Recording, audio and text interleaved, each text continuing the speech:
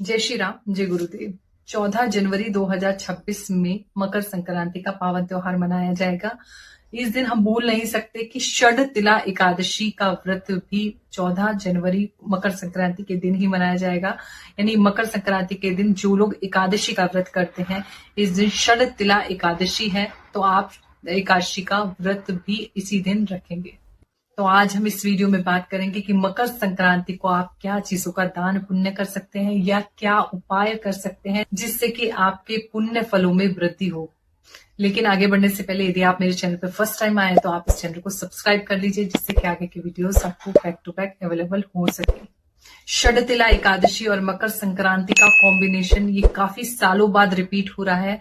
Last time 2015 में ये combination आया था, तो इसलिए आप इस दिन जो भी कार्य करेंगे उसके पुण्यों में कई गुना वृद्धि हो जाएगी। मकर संक्रांति आपके कार्मिक रीसेट का दिन होता है और षडतिला एकादशी यानी कि विष्णु जी को सबसे प्रिय दिन माना जाता है एकादशी। और इस दिन का आपको पूरा फायदा लेना है, यानी आपके कार्मिक रीसेट भी करने हैं, अपने बिगड़े हुए काम भी संवारने हैं और भगवान की ऊर्जा से भी जुड़ना है। तो सुबह सवेरे जल्दी उठे, नहाने की बकेट में पानी के साथ सफेद तिल भी डालकर आप स्नान कीजिए और फिर विष्णु जी के मंदिर जाकर गुड़ और तिल का उन्हें भोग जरूर लगाइए। और इस दिन यानी कि मकर संक्रांति के दिन हो सकता है, क्योंकि एकादशी है, तो आप व्रत रखिए। और अगर आप व्रत नहीं रख सकते तो कोशिश कीजिए कि एक टाइम का खाना आप स्किप कर सकें और फिर विष्णु सहस्त्र नाम का पाठ कीजिए। और अगर आप विष्णु सहस्त्र नाम का पाठ नहीं कर सकते तो ओम नमो भगवते वासुदेवाय नमः मंत्र का जाप जरूर कीजिए, क्योंकि एकादशी है और ये मकर संक्रांति के दिन आ रही है। तो ये कॉम्बिनेशन बहुत कम टाइम में रिपीट होता है, बहुत कम बार रिपीट होता है। और कोशिश कीजिए कि इस दिन आप किसी पवित्र नदी में स्नान कर सके, तो इसका भी पुण्य आपको कई गुना मिलकर प्राप्त होगा।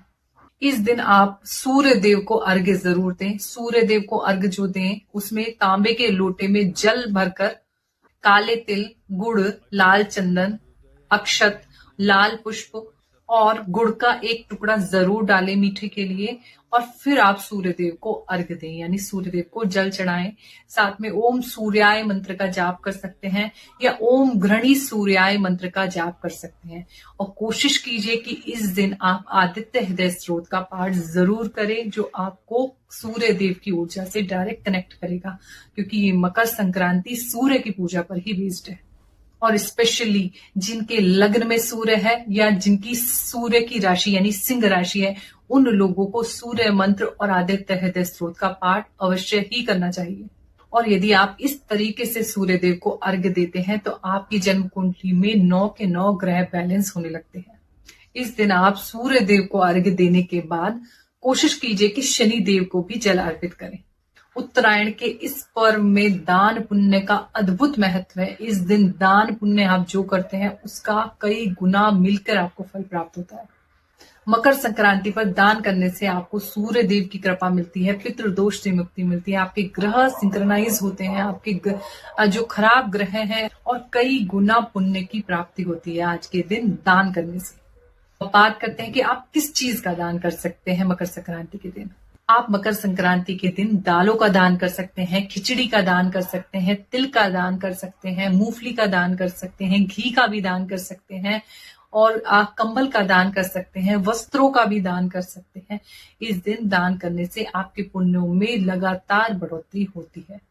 तो ये थी मकर संक्रांति की कंप्लीट जानकारी। यदि आप मकर संक्रांति पर इस तरीके से दान पुण्य पूजा पाठ करते हैं तो आपके जीवन में पुण्य फलों की प्राप्ति निश्चित ही होती है। आई होप मेरा ये वीडियो आपको बहुत ही इंफॉर्मेटिव लगा होगा। इसी तरीके के इंटरेस्टिंग वीडियोस जो बेस्ड हैं एस्ट्रोलॉजी, न्यूमरोलॉजी और हनुमान जी की भक्ति पर, आप हमारे चैनल को लाइक कीजिए, शेयर कीजिए, कमेंट कीजिए और सब्सक्राइब भी कीजिए। तब तक के लिए जय श्री राम।